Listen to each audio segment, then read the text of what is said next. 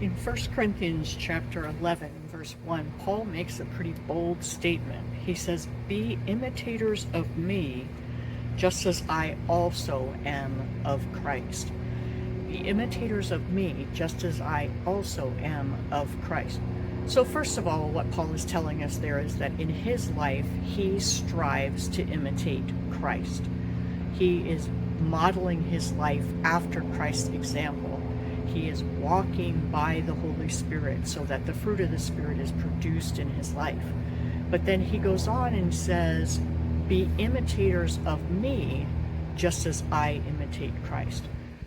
Paul was presenting himself as an example to the believers, just as Christ had presented himself as an example to the disciples.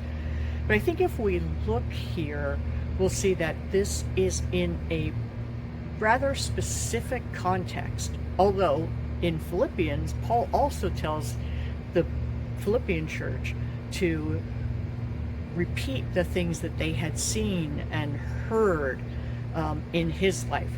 So I do think he is giving himself as an example. But if we go back to the end of chapter 10, here's what Paul writes. "Whether then you eat or drink, or whatever you do, do all to the glory of God.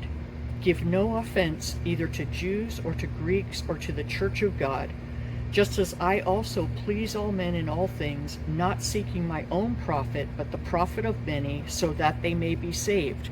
Be imitators of me, just as I also am of Christ." The specific context that Paul is talking about here is the way he lives his life in front of groups of people so that he doesn't give offense to them, and so that there wouldn't be anything standing between them and the gospel. Now we know that Paul doesn't mean that he never offends anyone, because the letter to the church at Corinth was written to call out sin in the church. But I believe what he is saying here is that in all ways possible, he lives so that the offense, if it comes, is offense of the gospel, not offense because he's being obnoxious or because he's intentionally antagonizing people.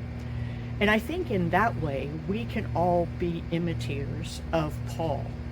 We can be people who speak truth, but who do it in a way that is not intentionally offensive, that we don't try to win arguments, that we don't use sarcasm or mocking when we are speaking to people, that when people look at us, they don't look at us and think, well, that is an obnoxious individual, but they look at us and they think, well, that's a kind person, that is a gentle person, that is a person who walks the way that they talk.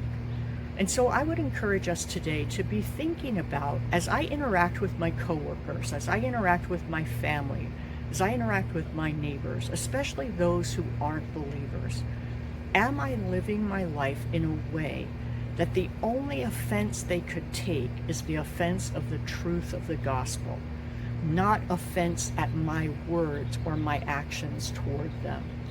Let's be imitators of Paul as he is an imitator of Christ, so that the kingdom would be enlarged, that people would be saved, and that God would get the glory.